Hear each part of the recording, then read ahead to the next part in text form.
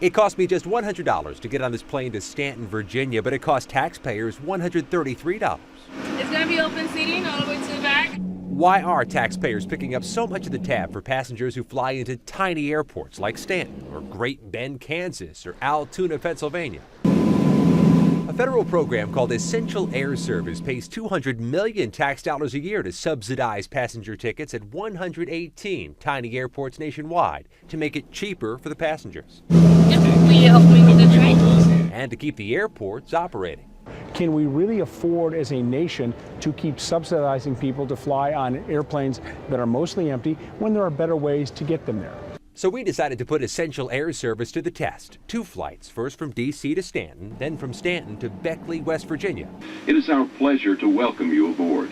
Remember, on the flight to Stanton, my ticket cost taxpayers $133. In fact, the flight was so empty, they forced the few passengers on board to sit back here to more evenly distribute the weight. The second leg to Beckley cost taxpayers about $500. Just one other passenger on the plane, so we were told to relax and spread out. It's not just the planes that are empty. This is Beckley Airport. There were 2 passengers here when we arrived, and we're told some planes do depart here completely empty. When we tested the flight from Atlanta to Athens, Georgia, we found the time from check-in to arrival wasn't much faster than a car ride. In each of the 117 cities getting Essential Air Service, it costs taxpayers between $1 and $3 million a year, but there are 0 of those airports in Ohio. In cities like Johnstown and Altoona, Pennsylvania, though not heavily used, those airports are heavily promoted by communities trying to lure businesses.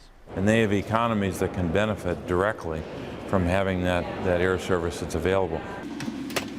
One of the men on our Stanton, Virginia flight says his town is proud and pleased to have this service. It's a good commute for workers to go back and forth, or business people to come in, so it helps the industry if they have CEOs. And in part because each of those 118 small airports has a congressman, the program will continue this year despite stiff government budget cuts and some nearly empty planes.